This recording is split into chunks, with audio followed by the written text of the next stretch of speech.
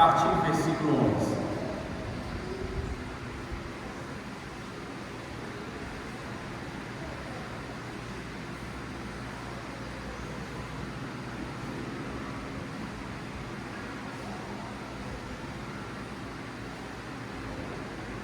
Amém? Todo mundo encontrou? Lucas capítulo 15.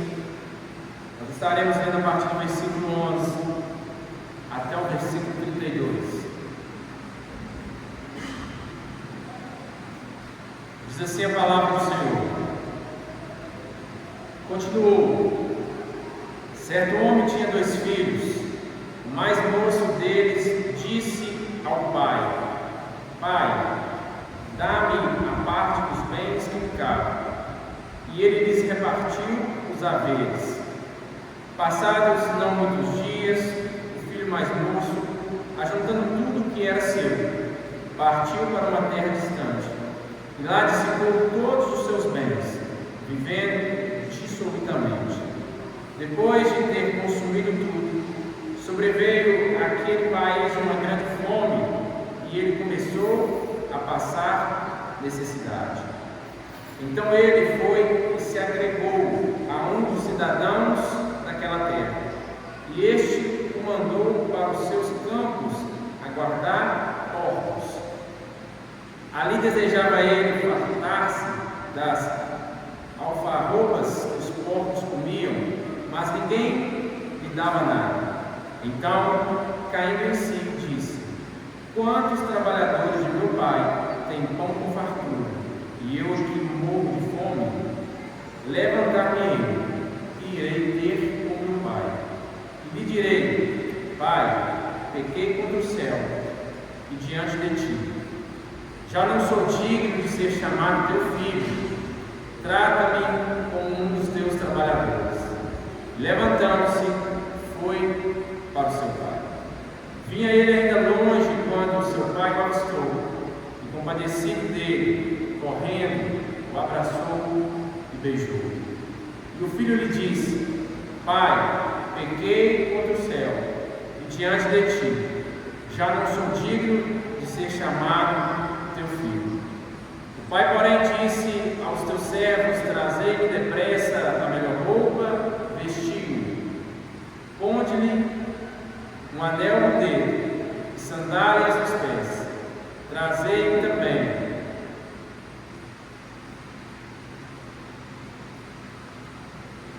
o pai lhe disse aos seus servos: trazei depressa a melhor roupa, vestiu-o, ponde-lhe um anel no dedo e sandálias nos pés. Trazei-me também e matai o novilho cevado. Comamos e regozijemos, porque este meu filho estava morto e reviveu, estava perdido e foi achado.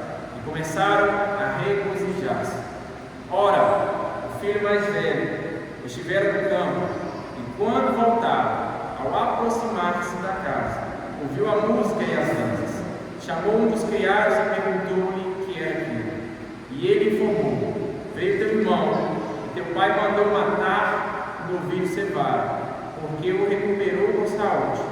Ele se indignou e não queria entrar. Saindo, porém, o pai procurava conciliar.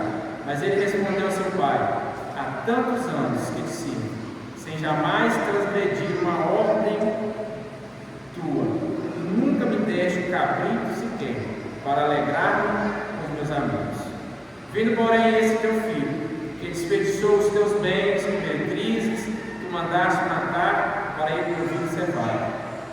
Então lhe respondeu o pai: meu filho, tu sempre estás comigo, tudo que é meu é teu. Entretanto, era preciso que nos regozijássemos e nos alegrássemos, porque este teu irmão estava morto e reviveu, estava perdido e foi achado. Amém? Os irmãos podem se sentar, ficar à vontade. Queridos, nós estamos aqui diante de uma parábola contada por Jesus e intitulada da parábola do filho pródigo. Talvez seja a parábola mais conhecida pregada por Jesus. Talvez seja uma das passagens mais pregadas da palavra do Senhor, pela sua mensagem que carrega, pelos ensinamentos que Jesus ele traz através dessa história, dessa ilustração.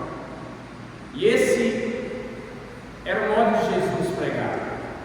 Jesus utilizava desse recurso de contar parábolas, história, para ensinar a doutrina para aquelas pessoas que ouviam a sua pregação. E a parábola era o recurso linguístico que Jesus usava para aproximar os seus ouvintes dos conhecimentos espirituais, que muitas vezes, se fossem explicados de outra forma, ficariam inacessíveis para aquelas pessoas. E mesmo para as pessoas cultas, a parábola era o recurso que Jesus utilizava dentro da cultura judaica para confrontar. Nesse momento, Jesus, a partir do verso 11, ele começa a dizer para as pessoas que estavam ouvindo ele a parábola acerca de um filho pródigo. Quando nós estudamos a palavra do Senhor, nós vemos que a epígrafe, o título, ele não foi inspirado, porque os textos originais não contavam com capítulos e versículos e nem subtítulos. Isso foi inserido depois pelos copiadores que inseriram os títulos. E muitos estudiosos, eu concordo, dizem que se fosse realmente atribuir um título correto a essa parábola, deveria se chamar parábola do pai amoroso. Porque se você perceber na leitura da passagem da parábola, o pai ele é mencionado mais vezes do que o filho. O pai ele se coloca como um pai amoroso que deseja ter o filho de volta. E Jesus ele diz essa parábola para confrontar os fariseus e saduceus, os homens da lei que murmuravam contra ele. No versículo 1 e 2, acompanhe comigo, capítulo 15, versículo 1 e 2, nós vamos entender o contexto que Jesus estava inserido naquele momento. Diz assim o versículo 1: aproximavam-se de Jesus todos os publicanos e pecadores para o ouvir, e murmuravam os fariseus e os escribas, dizendo: este recebe pecadores e come com eles. O ministério de Jesus e o propósito de Jesus era claro, era cumprir a vontade do Pai. E a vontade do Pai era que o Filho fosse enviado para que morresse no lugar dos pecadores e pudesse pagar o preço que os pecadores não podiam pagar e pudesse reconciliar o pecador com Deus. E Jesus, à medida que ele caminhava no seu ministério, sendo judeu, conhecido como mestre, ele era observado e questionado pelos fariseus, porque Jesus ele atendia a todos quantos vinham até Jesus eram recebidos por Jesus. E a palavra diz que Jesus ele andava e se aproximava, porque os publicanos e pecadores corriam para ouvir as palavras de Jesus. E Jesus ele não negava o acesso, pelo contrário, Jesus ele acolhia o pecador. Jesus ele acolhia o publicano. Ele acolhia de tal forma que ele sentava-se à mesa com eles para comer. Aproximando de Jesus todos os publicanos e pecadores para ouvir. A palavra diz que todos se aproximavam para ouvir aquilo que Jesus tinha para falar com eles. E eles se assentavam à mesa sempre na casa de alguém, e ali eles se reuniam e Jesus falava, e Jesus falava do Evangelho, falava do plano da salvação, falava de Deus, do chamado de Deus aos pecadores. E a intimidade de Jesus com eles era tanta que Jesus se assentava à mesa para comer. Talvez isso para nós pareça algo comum na nossa cultura, Mas na cultura judaica, naquela época, as pessoas só se assentavam para comer com quem eles tinham intimidade. Eles não se assentavam com pessoas estranhas. Chamar alguém para dentro da sua casa e assentar à mesa representava vínculo afetivo, representava que havia uma intimidade entre eles. E os fariseus, vendo aquela cena, eles indo até Jesus, diferente dos pecadores e publicanos que iam até Jesus para ouvir Jesus, os fariseus iam até Jesus para julgar Jesus, para questionar a conduta de Jesus. A palavra diz que eles observavam que Jesus se assentava à mesa com os pecadores. E nós sabemos que os fariseus, os saduceus, os homens da lei, eles ensinavam que um homem santo jamais poderia se assentar com o pecador. O homem considerado puro, segundo a lei, jamais poderia se assentar com o publicano, com o pecador, para comer. E era isso que eles questionavam. É como se eles dissessem para Jesus: uai, Jesus, o Senhor não é o mestre? O Senhor se diz rabino? O Senhor se diz judeu? O Senhor se diz filho de Deus? Mas por que você se assenta com os pecadores? Por que você se assenta com os publicanos? E os fariseus e saduceus falavam de longe.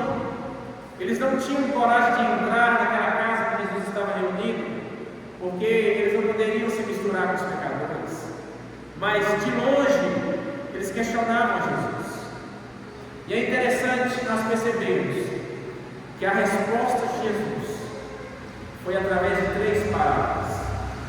Nós lemos a parábola do filho pródigo, mas para que nós entendamos essa parábola, nós precisamos voltar a partir do verso 3, para nós entendermos primeiro as outras 2 parábolas que Jesus estava contando para os fariseus. O objetivo de Jesus era o quê? Através daquela parábola, daquelas parábolas, confrontar aquela murmuração dos fariseus. Através daquelas parábolas, trazer algumas lições e alguns pontos de reflexões que aqueles homens precisavam ter, para eles compreenderem que o ministério de Jesus ele não se prendia à religião, mas era um plano de Deus que foi instituído desde a fundação do mundo.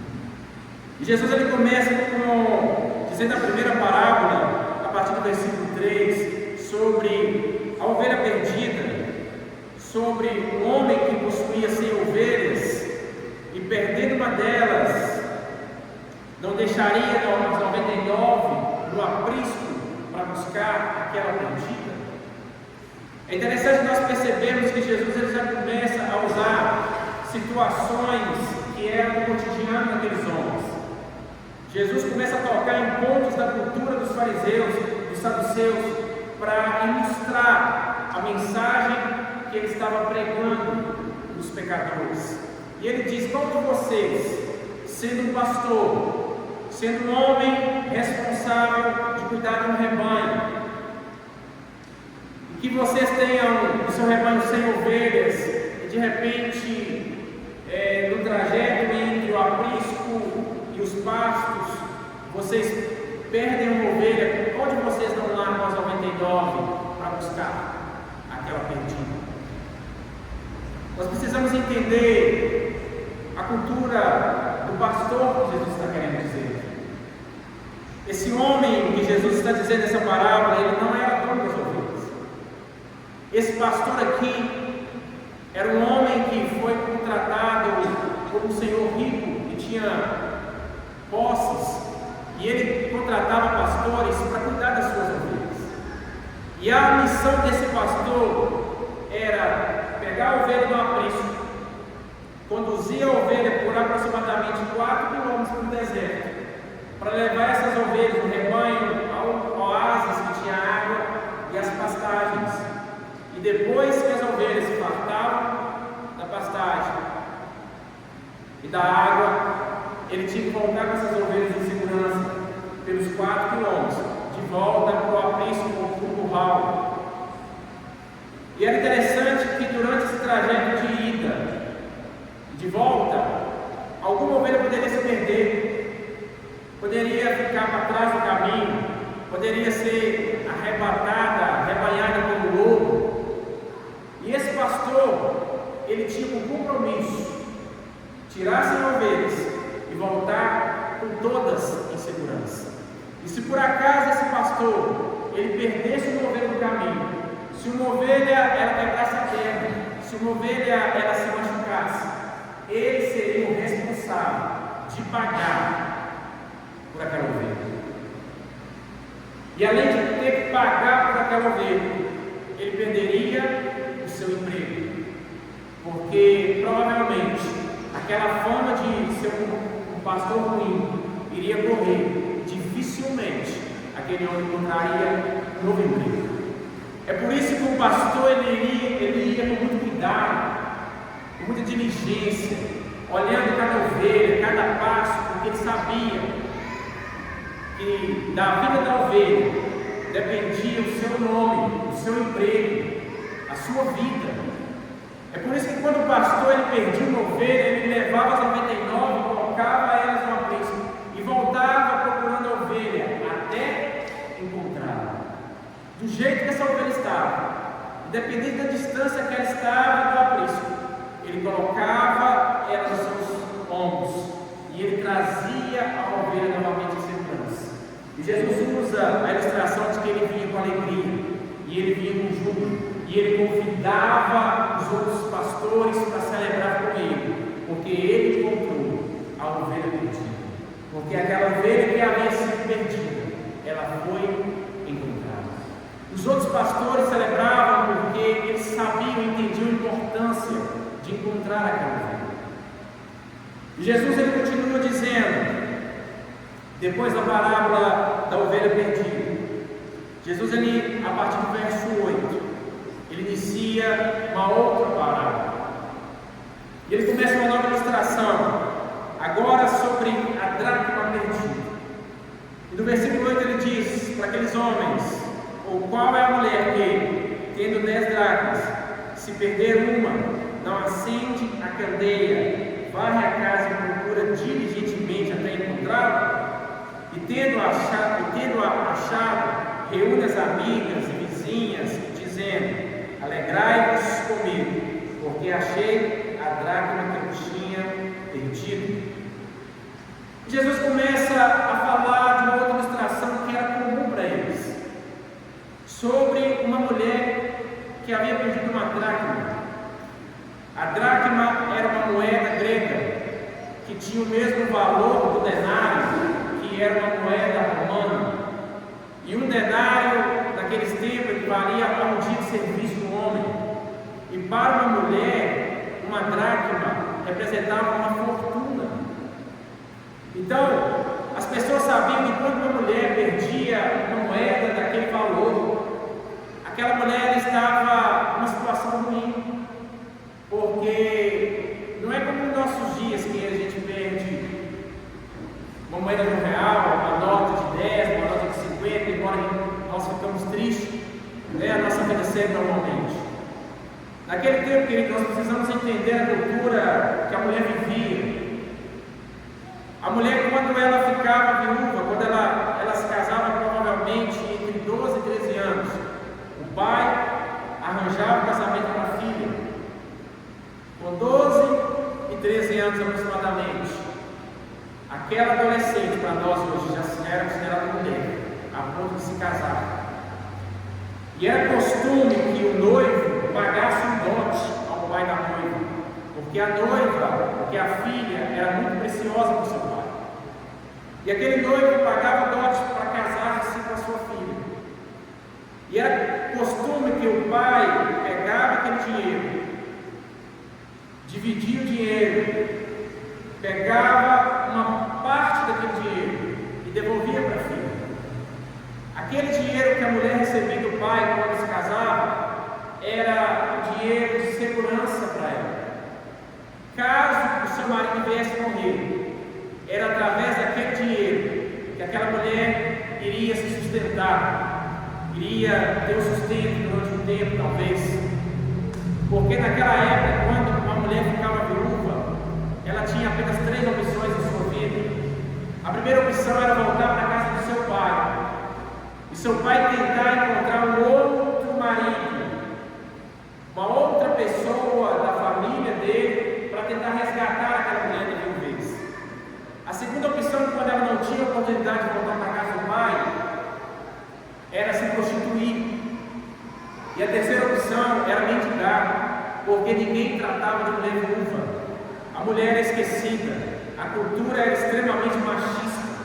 Então, quando uma mulher viúva, ela perdia uma dracma, uma moeda, todos sabiam que aquela mulher se encontraria numa situação difícil.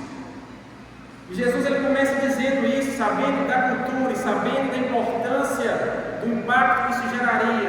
Ele usa esse exemplo.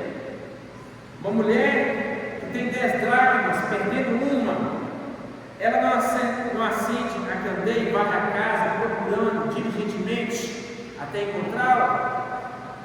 Ou seja, uma mulher que perde uma moeda de tamanho e valor, que representa talvez até a vida da mulher, ela não procura.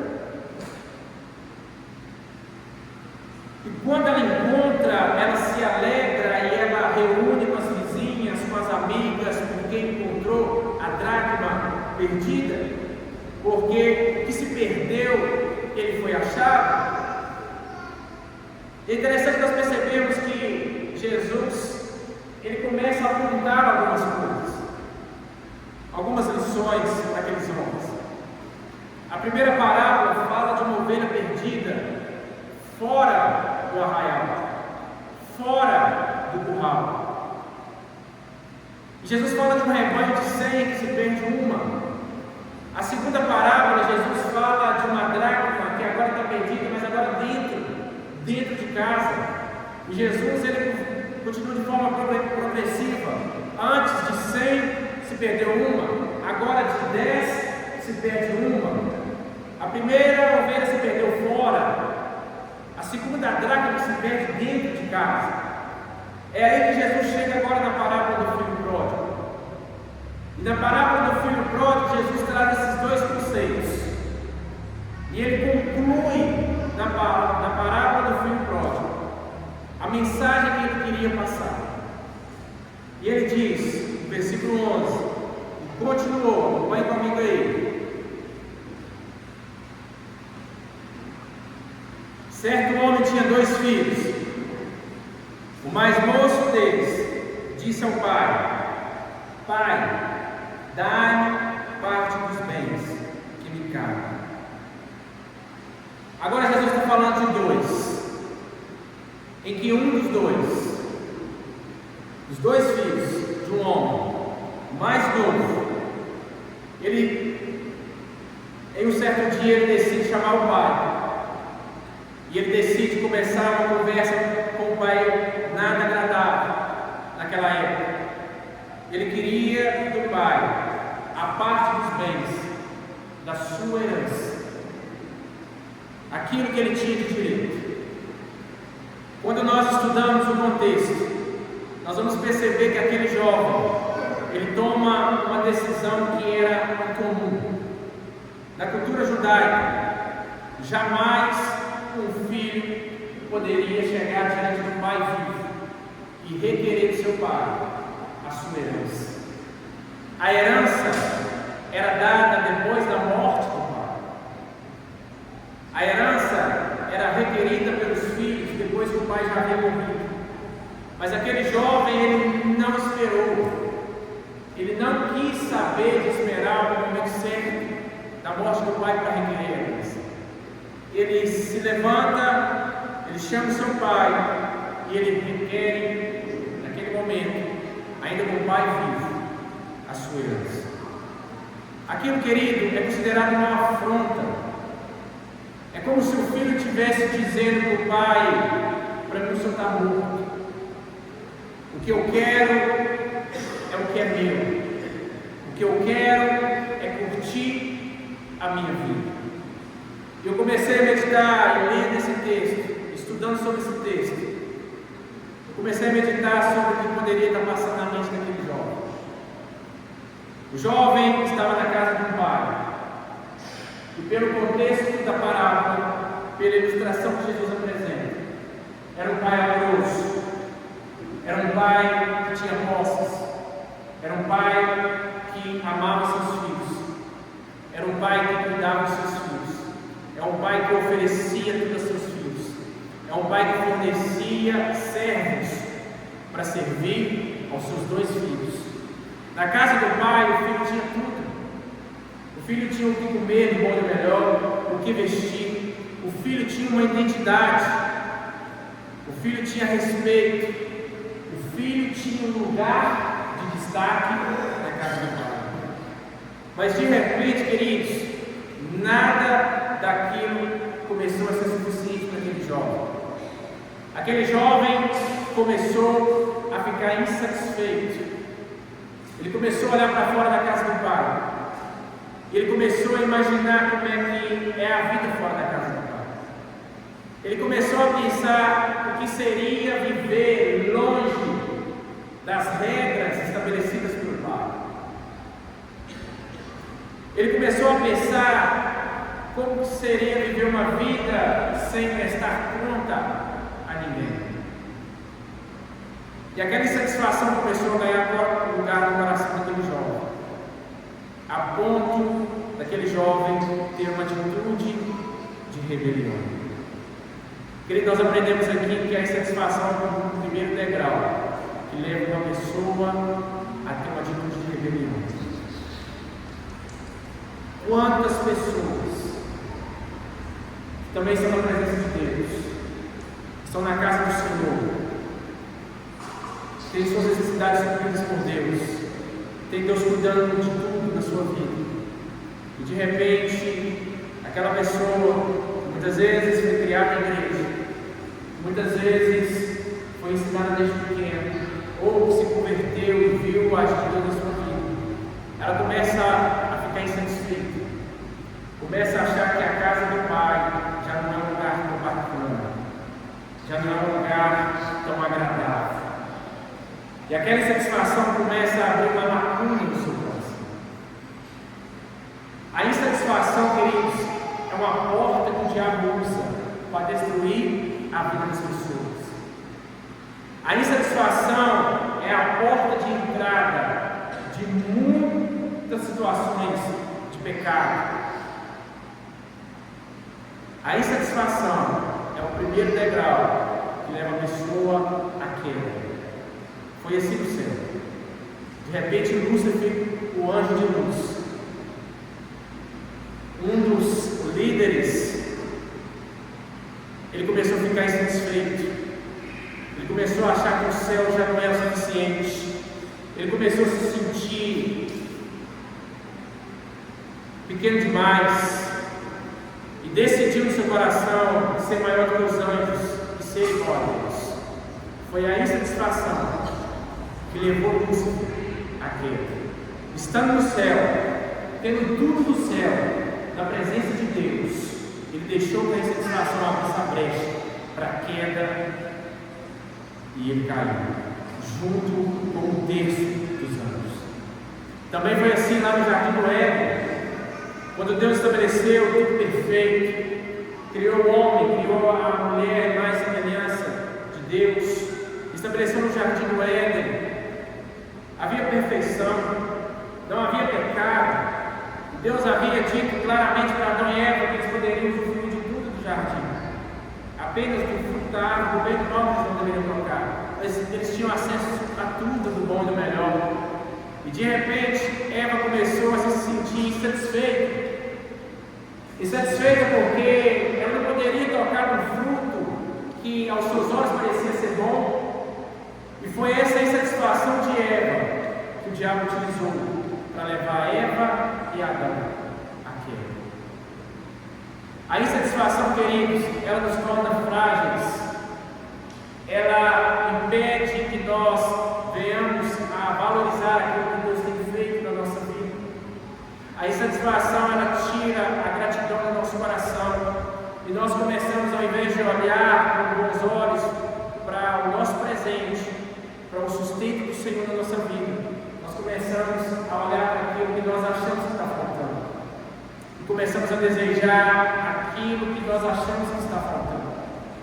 Foi esse o sentimento que roubou a alegria do filho mais novo. Foi esse o sentimento que levou o filho mais novo a chegar diante do seu pai em vida, desrespeitando a figura do seu pai, desrespeitando a autoridade do seu pai e requerer do seu pai a sua herança. Todas as vezes que nós deixamos de agradecer ao Senhor por aquilo que nós temos recebido e começamos a olhar para fora, desejando aquilo que está lá fora, nós damos vazão à insatisfação do nosso coração. Nós perdemos a capacidade de agradecer ao Senhor, e isso se torna uma porta aberta que pode nos levar à rebelião. E aquele filho, ele se rebelou porque ele chegou a requerer. E o pai, diante daquela situação, querido, vendo o seu filho requerendo parte da sua herança, mesmo não concordando, mesmo não sabendo, mesmo tendo certeza que aquela não era a melhor decisão que ele estava tomando, ele decidiu cumprir o desejo do filho. E a palavra diz que ele lhes repartiu os haveres. O pai dividiu. Um terço foi dado ao filho, porque a herança era dividida em 3. Aquele filho que tinha tudo, que era feliz e não sabia que era feliz, decidiu pegar a sua herança.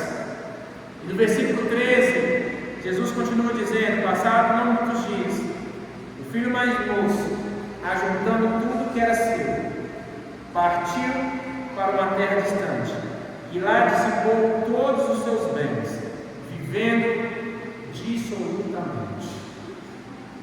Ele era feliz, mas não sabia que era feliz. Achou que a casa do pai estava ruim, que as regras do pai não eram boas, e decidiu viver a sua vida de forma liberal. E ele pega a sua riqueza. E a passagem diz que ele sai da casa do pai e ele decide ir para um lugar distante, para uma terra longe. Jesus não menciona qual terra que é, mas ele deixa claro que a terra ficava distante do pai. E nós podemos entender que a atitude do filho, que o objetivo dele era cortar os laços. Ele foi para um lugar onde ninguém o conhecia. Ele foi para um lugar onde o pai não teria mais contato com ele. Ele não queria mais a aliança emocional do pai. Ele não queria mais a interferência do pai na sua vida. Ele queria viver a sua vida, a sua maneira. E ele começou, naquela terra, a gastar os seus bens, vivendo dissolutamente. Viver dissolutamente não é só viver com irresponsabilidade financeira. Ele gastou os seus bens. Ele começa a queimar toda a sua herança de forma dissoluta. Significa viver orgias, gastando com prostitutas, indo para botecos e curtindo a vida, e pagando a bebida para os amigos, e se tornando talvez o rapaz mais popular daquele momento, queimando tudo, vivendo a segunda fase, a fase de que ele achava que era feliz, achava que estava sendo feliz, mas não estava. No coração daquele jovem, ele estava vivendo o melhor momento da vida dele, porque agora ele não tinha regras para seguir na casa do pai. Agora ele poderia comprar do bom e do melhor, ele poderia beber, ele poderia curtir o que ele quisesse, sem prestar contas a ninguém. É isso que o diabo faz. O diabo, ele apresenta as suas ofertas para nós. Ele diz: olha o pecado é bom. O que tem você viver? O que tem você curtir? O que tem você usufruir? Esse mundo está aí para ser vivido, para ver. Esse é o primeiro convite do diabo. Quando o diabo apresentou a maçã para Eva, A maçã era bonita, era boa aos olhos, mas ela trazia consigo o quê? O pecado, o rompimento do relacionamento com Deus. Para cada maçã que o diabo nos oferece, há um rompimento da aliança com Deus, do compromisso com o Senhor. Ele promete alegria, mas ele oferece tristeza. Ele promete paz, mas ele traz consigo sofrimento. E de repente, depois de viver dissolutamente, no versículo 14, Jesus continuou dizendo: depois de ter consumido tudo, sobreveio àquele país uma grande fome, e ele começou a passar necessidade. De repente, o jovem que tinha tudo na casa de seu pai, o jovem que tinha todas as necessidades supridas, decide agora viver a sua maneira, vivendo uma vida devassa, vivendo de forma dissoluta, queimando tudo, gastando tudo que possuía, até que chega um ponto que o dinheiro acabou. A crise chegou. Aquele jovem agora já não tinha mais as meretrizes, as prostitutas, já não estavam com ele. Os amigos do copo, que curtiram os momentos de alegria do boteco, também não estavam com ele. O pai não estava com ele porque ele havia deixado a casa do pai. E aquele jovem começa a passar necessidade. O pecado faz isso com as pessoas. Ele promete prazer, mas ele oferece sofrimento. Ele promete realizações, mas ele oferece um preço alto a ser pago. Talvez um preço maior que a pessoa estaria disposta a pagar.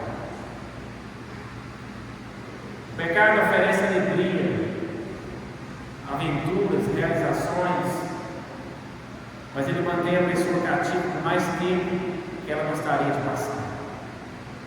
E aquele jovem agora está enfrentando a consequência do seu pecado, a consequência de decisões erradas, de decisões baseadas na sua vontade. No versículo 15, ele diz, continua Jesus dizendo: então ele foi e se agregou a um dos cidadãos daquela terra, e este o mandou para os seus campos a guardar porcos. Não havia emprego para aquele jovem, ninguém queria ajudá-lo. O máximo que ele conseguiu foi ser cuidador de porcos. É interessante nós percebemos, querido, que Jesus ele vai tocando em pontos sensíveis para aqueles que estavam ouvindo. Porque talvez para nós hoje, quando uma pessoa ela se coloca ali, na serra para cuidar de porcos, parece uma profissão normal, mas naquela época não era. Cuidar de porcos naquela época era uma função humilhante, porque os judeus consideravam o porco como um animal impuro, de maneira que aqueles que estavam naquela função também eram considerados impuros. Aí eu chamo você à reflexão, a pensar sobre isso. A que nível o pecado leva uma pessoa? O pecado ele humilha a pessoa, coloca a pessoa debaixo da dignidade humana, a ponto de um jovem judeu, filho de um homem que tinha posses, de um pai amoroso, que tinha tudo, agora se vê sozinho, em uma terra distante, cuidando de porcos. E tem mais, além de cuidar dos porcos, no versículo 16 diz que ali ele desejava fartar-se das alfarrobas que os porcos comiam, mas ninguém lhe dava nada. A situação daquele jovem foi tão degradante, tão humilhante, que ele não tinha nada para comer, a ponto de desejar comer a lavagem dos corpos. E mesmo naquela situação, ninguém o ajudava. Ninguém estendia a mão para ajudar a ajudar. Nos momentos difíceis da nossa vida, queridos, é só Deus que vai olhar por nós. Aquelas pessoas que chegam para aproveitar aquilo que nós podemos oferecer, elas não vão estar conosco. Os amigos que se dizem amigos, que aproveitam das celebrações, dos momentos de alegria, de fartura, de prosperidade, no momento da crise, muitas vezes não vão estar conosco. E aquele jovem se viu sozinho, longe da casa do pai, cuidando de porcos, e pior ainda, desejando comer a lavagem dos porcos. E Jesus ele continuou dizendo, confrontando os escribas. Versículo 17. Então, aquele jovem cai em si. E ele começa a pensar. Quando ele olha para aquela realidade, ele cai em si e ele começa a lembrar da casa do pai. Ele começa a dizer, quantos trabalhadores do meu pai têm pão com fartura, e eu aqui morro de fome. Ele começa a lembrar que na casa do pai, o empregado mais ralé do pai tinha mais fartura que ele, comia melhor que ele, vestia melhor que ele, tinha paz, tinha alegria. E ele percebeu que aquela alegria que ele estava sentindo quando ele estava gastando a sua herança era uma alegria passageira. E ele percebeu-se numa situação de muita tristeza. Queridos, duro para o homem é se afastar da presença de Deus. Duro para o homem é se afastar da presença de Deus. Eu costumo dizer que se Deus está te corrigindo, se Deus está te incomodando, se Deus está falando no teu coração, se Deus está puxando a sua orelha, seja grato a Deus, porque o Pai corrige o filho que ama. Triste é quando Deus fala assim, pode, já não tenho mais responsabilidade com você. Triste é quando Deus para de corrigir, é quando Deus entrega a pessoa ao sentimento, como Romanos, o apóstolo Paulo fala, que Deus entregou as pessoas que praticavam o homossexualismo aquele sentimento, para que eles viessem a ser humilhados pelo próprio pecado. Quando Deus entrega o homem às suas concupiscências, aí o homem é corrigido. Porque enquanto o pai corrigia o filho mais moço, enquanto o pai orientava o filho mais moço, enquanto o pai ajudava o filho mais moço tinha suas necessidades supridas. Ele tinha o conforto do lar, o amor do pai. Mas no momento que o pai decide obedecer e acatar a decisão do filho e fala, toma, vai, aquele momento começou os piores momentos da vida do jovem. Por isso, queridos, agradeça ao Senhor quando Ele corrigir você. Agradeça ao Senhor quando Ele puxar a sua orelha, quando Ele te confrontar. Nós estamos vivendo uma geração que não gosta de ser confrontada.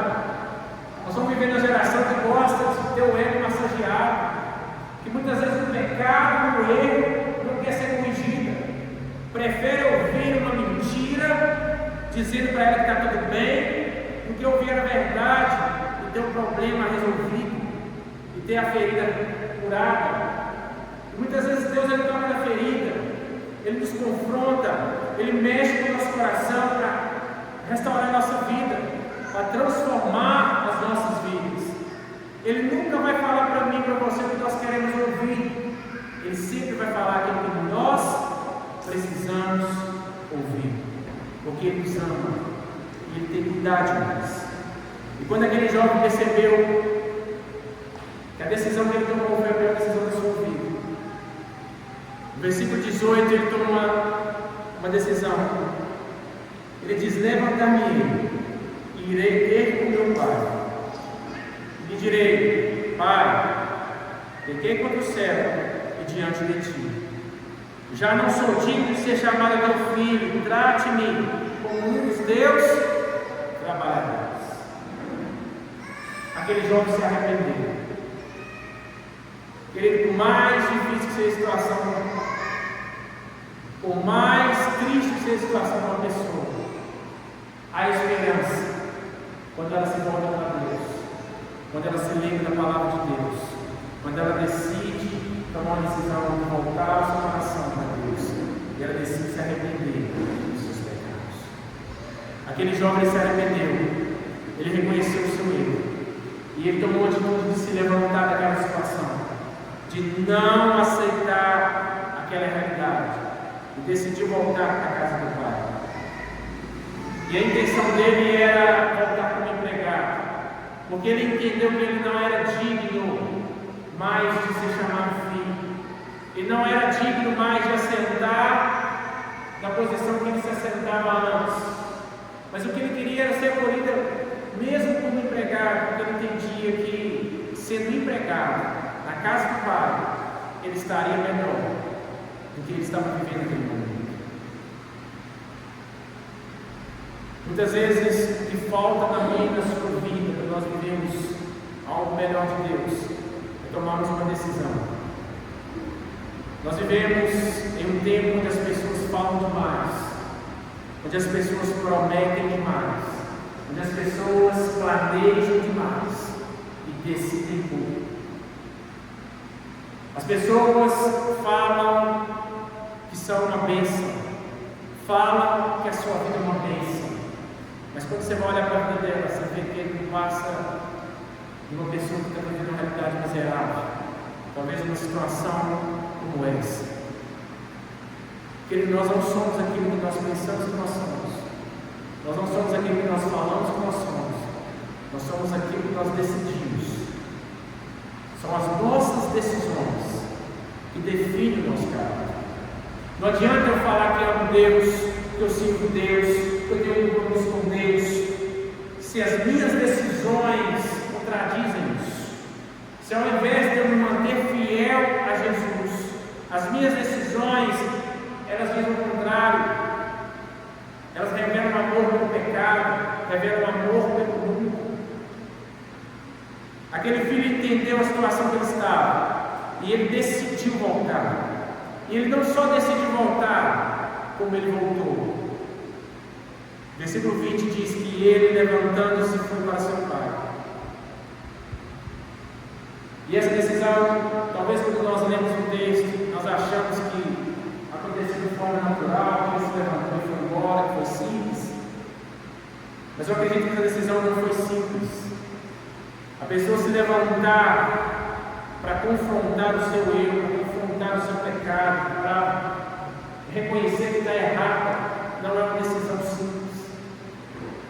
Ela não consegue tomar essa decisão sozinha, ela precisa do Espírito Santo para convencê-la do pecado, da justiça e do juízo. E ela precisa estar disposta a enfrentar o seu verdadeiro erro. E ele mesmo assim ele decide. Mesmo diante dos desafios, talvez ele voltaria para o mesmo lugar que ele foi. Talvez quando ele estivesse voltando para a casa do Pai, encontraria as mesmas pessoas que ele partilhou de momentos. Talvez nessa volta para a casa do Pai, ele encontraria as prostitutas que ele dormiu com elas. Mas ele estava disposto a enfrentar os seus erros, enfrentar o seu pecado, para voltar à presença de Deus. E quando ele chega lá, é interessante nós percebermos que Jesus ele retrata a reação do pai diante da decisão do filho. A palavra diz que vinha ele ainda longe quando o seu pai o avistou, e compadecido dele correndo, o abraçou e o beijou. O seu pai o avistou de longe. É interessante que nós percebemos que o pai não havia se esquecido do seu filho. O pai, com certeza, todos os dias ele passava ali na varanda. Todos os dias o pai ficava a postos, imaginando qual dia que seu filho voltaria. E quando o pai ele avista o seu filho, ele teria todos os motivos para recusar o seu filho. ele teria todos os motivos para negar o seu filho, para martirizar o seu filho. Até porque na cultura judaica, um filho que tomasse uma atitude como essa, ele deveria ser apedrejado. E ao invés de pagar o filho com aquilo que era devido que o filho recebesse em troca do seu pecado, a palavra diz que o pai, ele corre, ele abraça e ele beija o filho. Porque todas as vezes que nós voltamos para Deus, independente do nosso pecado, independente da condição que nós estamos, nós temos a certeza que nós vamos encontrar um Pai amoroso, um Pai gracioso, um Pai que não vai nos julgar, mas que vai nos receber, que vai nos acolher, que vai nos abraçar. Não era comum você ver um ancião morrer. Naquela época não era comum você ver um ancião. Mas por causa daquela cultura, com certeza, e a gente estuda como é que funcionava as fazendas naquela época, geralmente as casas dos funcionários ficavam na frente da casa do Senhor e atrás da casa do Senhor ficavam as lavouras. Aquele pai, com certeza, ele corre para abraçar o filho, para que ninguém o encontrasse comigo e pudesse punir o seu filho, e pudesse apedrejar o seu filho. E ele abraça o seu filho. E o filho começa a dizer: Pai, pequei contra o céu diante de ti. Ele começa a confessar o seu pecado. Já não sou digno de ser chamado teu filho. E eu acho interessante que quando ele começa a falar isso, o pai ouvindo aquilo, o pai não dá atenção para o filho, não no sentido de não ver como importante a confissão do filho, mas a preocupação do pai era restaurar o filho, era cuidar do filho, era mostrar para o filho que ele estava ali para abraçá-lo, não para condená-lo, que mesmo após o pecado, ele continuava sendo filho, e ele não tinha perdido o posto de filho por causa do seu pecado. E o pai ele não responde o filho, pelo contrário, quando o filho está falando no versículo 22, o pai porém disse a seus servos: trazei-me depressa a melhor roupa, vestir, ponde-me um anel no dedo e sandálias nos pés. Trazei também e matai o filho cevado. Comamos e regozijemos, porque este meu filho estava morto e reviveu, estava perdido e foi achado. E começaram a regozijar. O pai preparou uma festa, porque o seu filho agora voltou para casa. Voltou para a casa do pai arrependido. Voltou para a casa do pai com o coração contrito. O pai perdoou. O pai restaurou. Vestiu a melhor roupa. Colocou o anel no dedo. O anel representava a identidade de filho. Dizendo para ele: você é filho. Você aqui não é empregado. Pediu que calçasse sandálias, porque os escravos andavam descalços. Somente os homens livres que andavam calçados, dizendo para o filho que você não é escravo, que você é livre. Dizendo: trazer um novilho cevado. O novilho cevado, queridos, era o melhor novilho. Era aquele tratado com pão e mel, para ser matado em ocasiões especiais. O novilho cevado representava que a ocasião era uma ocasião diferenciada. O pai pega um que tinha de melhor. Ele mata, ele comemora, ele regozija, ele abraça o filho. Eu não sei, queridos, o que você está vivendo nessa noite, como está a sua vida.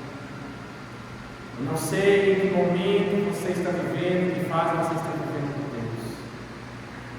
Eu não sei se eu estou aqui nessa noite falando para pródigos que já há algum tempo estão longe do Senhor. Mas a palavra do Senhor para mim, para você nessa noite é: se você se identifica nessa situação, volte para a presença do Senhor. Deus está à espera da sua volta. Deus continua falando no teu coração. Você é amado por Ele.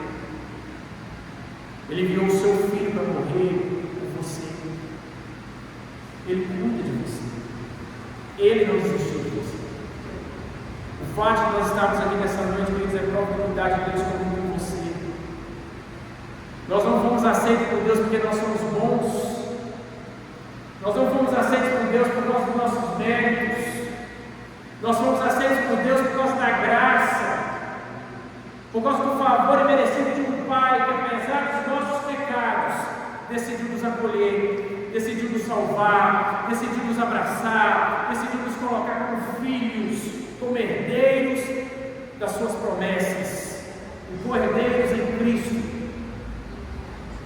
É por isso que Ele te chama para voltar para a presença dEle, buscando a presença dEle, não importa o lugar que você esteja, não importa se sua vida está uma vida miserável, não importa se você está vivendo uma vida de pecado, você olha para o seu pecado e fala, não tem jeito sim. O Senhor é poderoso para fazer infinitamente mais do que nós podemos pensar ou imaginar. Jesus estava mostrando para os fariseus e saduceus que eram justamente os pecadores, os publicanos, que o Pai estava acolhendo. O chamado dele não foi para aqueles que eram religiosos, aqueles que se acham santos, eles não precisam de Deus. O santo precisa de médico, quem precisa do médico são os enfermos. E os saduceus e os fariseus se achavam homens santos, se achavam homens acima da lei, homens que não precisavam de Deus, que achavam que com seus méritos poderiam agradar a Deus. E quando Jesus usa essa ilustração, Ele está dizendo, não, Ele veio para buscar os pecadores ao arrependimento. Eu acho interessante que a partir do versículo 25, Jesus começa utilizando a história do filho pródigo, confrontar diretamente os fariseus, quando Ele usa o exemplo do filho mais velho. E Ele diz assim, olha, o filho mais velho estivera no campo, e quando voltava a aproximar-se da casa, ouviu a música e as danças. Chamou um dos criados e perguntou-lhe o que era aquilo. E ele informou, veio teu irmão, o teu pai, mandou matar o novilho cevado, porque o recuperou com saúde. Ele se indignou e não queria entrar. Saindo, porém, o pai procurava conciliá-lo, mas ele respondeu a seu pai, há tantos anos eu te sirvo, sem jamais transgredir uma ordem tua, e nunca me deste um cabrito sequer, para alegrar-me com os meus amigos. Vindo, porém, esse teu filho, que desperdiçou os teus bens com meretriz, tu mandaste matar para ele um novilho cevado. Então lhe respondeu o pai, meu filho, tu sempre estás comigo, tudo que é meu é teu. Entretanto, era preciso que nos regozijássemos, nos alegrássemos, porque este teu irmão estava morto e reviveu, estava perdido e foi achado. O filho mais velho que era os fariseus estava censurando Jesus, porque Jesus estava acolhendo os pecadores. E Jesus estava querendo mostrar para eles que dentro da religião eles estavam perdidos. Eles estavam apontando para os pecadores, para os publicanos, mas eles não estavam olhando para o seu pecado. Jesus faz um contraste entre a postura do filho mais velho, que da mesma forma que o filho pródigo estava perdido. Porque se você ler lá no início da parábola, você vai ver que assim que o filho mais moço requereu a partilha dos bens, o pai repartiu. O pronome lá está no plural, significa que ele repartiu dos dois. O filho mais velho também recebeu os bens. A diferença é que ele não saiu de casa, a diferença é que ele continuou dentro de casa, mas ele aceitou. Ao invés de questionar a atitude do irmão, naquele momento de não aceitar receber a parte da sua herança, ele recebe a sua herança e continua. E quando o seu irmão volta, ele não está feliz pela volta do irmão. Ele não está feliz porque o irmão agora se arrependeu e está de volta na casa do pai são e salvo. Ele está triste porque ele achou injusto o pai preparar uma festa para receber o irmão que havia gastado tudo do pai dele. Era essa a postura dos fariseus, que estavam censurando Jesus, criticando Jesus, que estava se assentando à mesa dos pecadores, mas estavam se esquecendo que eles estavam longe de Deus, que a situação deles estava pior do que os pecadores, porque pelo menos os pecadores estavam indo até Jesus para ouvir Jesus, estavam se arrependendo de seus pecados, estavam se reconhecendo como pessoas que precisavam de Deus. Já os fariseus e saduceus, ao invés de se arrepender dos seus pecados, estavam questionando Jesus, se achamos santos demais. Esse perigo também, queridos, se nós não vigiarmos, nós poderemos correr de muitas vezes estar dentro da igreja, de muitas vezes estar dentro dos cultos, e estar longe de Deus, criticando aquele que está lá fora, mas muitas vezes não olhando para a sua vida, se esquecendo de voltar o seu coração para Deus. E muitas vezes aquele que é pecador se arrepende do seu pecado. Agora aquele que é santo e se acha santo demais, ele tem uma trava. O filho mais velho achou que a salvação seria por mérito, seria através de obras. Eram as mesmas atitudes dos saduceus, que achou que por ser santo, por cumprir a lei, embora eles não conseguiam cumprir, mas achavam que estavam cumprindo, eles eram dignos do céu. Não sabendo eles que é só em Cristo Jesus nós temos a condição de ter os nossos pecados perdoados e a reconciliação com o Pai restabelecida. É por isso que eu falo, queridos, não é por mérito nosso.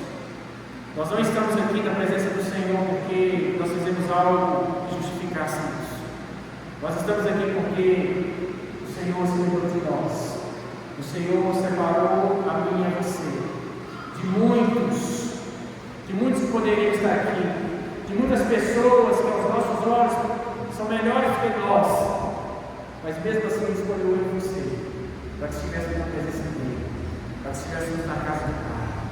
E na casa do Pai tem amor, e na casa do Pai tem o suprimento das nossas necessidades, e na casa do Pai tem acolhimento, e na casa do Pai nós temos a presença do Senhor, independente da situação que nós passamos.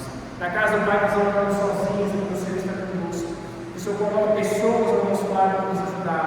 O Senhor nos abençoa, o Senhor nos instrui sobre o caminho e as decisões que devemos tomar.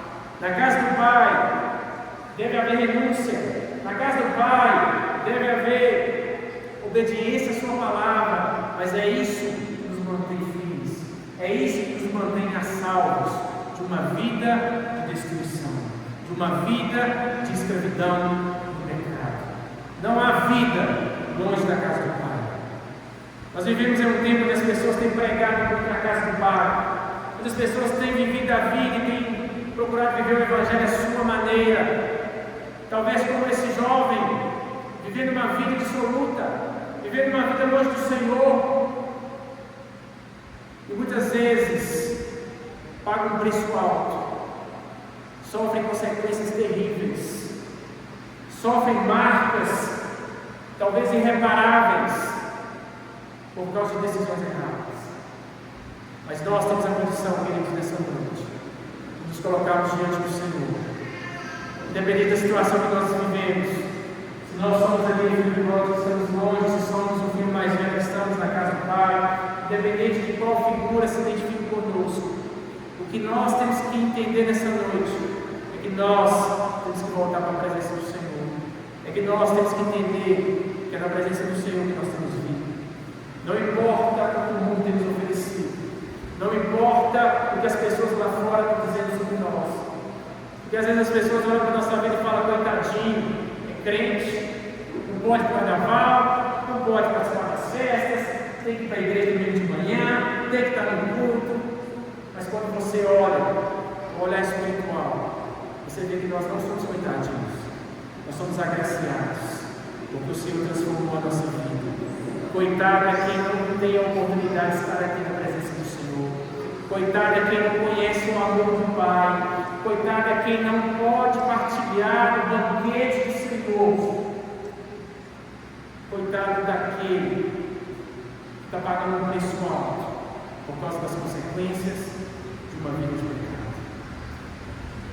Nós não devemos cometer o mesmo erro daqueles jovens cometeram, mas que nós venhamos voltar o nosso coração ao Senhor. Se errarmos, buscar o Senhor no arrependimento dos nossos pecados, confessar os nossos pecados, perdão dos nossos pecados, viver uma vida na presença do Senhor. E é interessante nós percebermos, querido, para finalizar, no final da parábola, Jesus ele não traz um desfecho sobre a decisão do filho mais velho. A primeira decisão do filho mais velho foi não participar do banquete. Depois Jesus não fala mais sobre o que ele decidiu. É Jesus deixando aberto para que os fariseus e saduceus tivessem a oportunidade de entender qual postura eles iriam tomar. Eles iriam entrar com os pecadores e publicanos e participar do banquete. Eles iriam continuar como o filho mais velho, do lado de fora, julgando, questionando, brigando com Deus, porque Deus não fez a forma que eles achou que deveria ser. O nosso problema muitas vezes é achar que Deus tem que cumprir as coisas de acordo com o nosso entendimento. E quando Deus ele não cumpre de acordo com o que nós queremos, muitas vezes temos dificuldades em aceitar o plano de Deus. Mas nós temos que guardar no nosso coração que o plano de Deus é maior do que o nosso plano. Ele é melhor do que o nosso plano. Deus, Ele sabe o que é melhor para mim e para você. Ainda que o plano dele não seja de acordo com o meu, é o plano dele que deve prevalecer.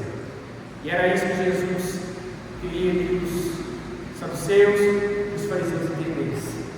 E é isso que Jesus quer que nós entendamos essa noite. Não há vida longe da casa do Pai. Não há vida longe da presença do Senhor. Se vivemos uma vida longe da presença do Senhor, nós viveremos uma vida de morte espiritual, de destruição.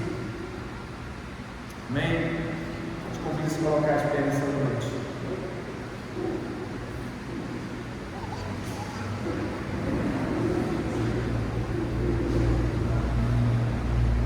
Gostaria que você fechasse os seus olhos.